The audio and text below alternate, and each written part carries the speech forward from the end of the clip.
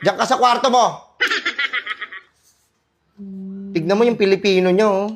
76, 79, 78, 79. 79 ang pinakakabuoang marka. Hindi ka man lang maka-80. Oh, shit! Eh, alam ko na nga yan. Pinoy na nga ako.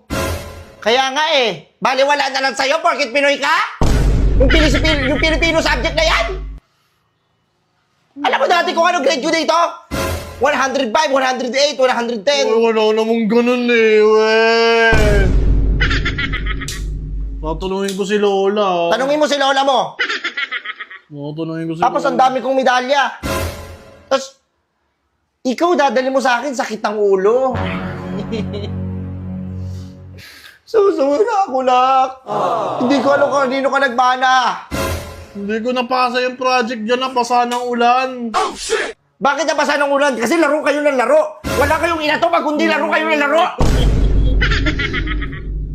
Mali na naman yung papa eh.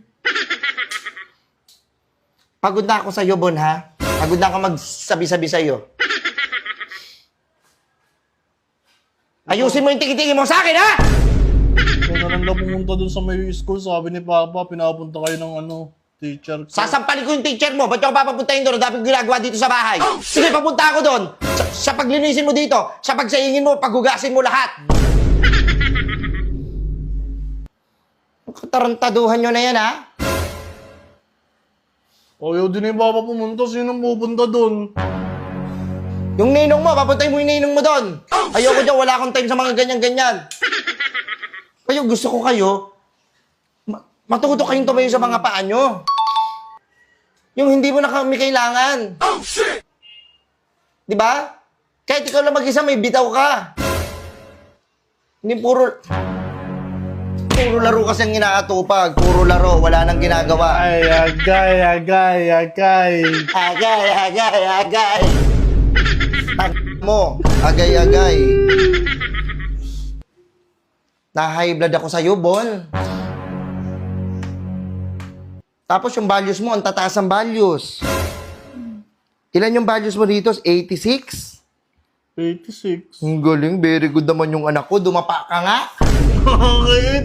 Ang taas na nga yan Pati na yung English ko mataas yan. Ayoko na ng Pilipino. Tapos may nakuha kang award. Papakitin ako dun sa stage. Oh, shit! Most behave.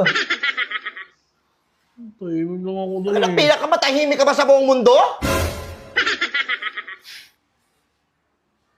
Pakitin mo ako dun sa stage pag mayroon ko nakuha ang award na first honor, second honor, hindi most behave.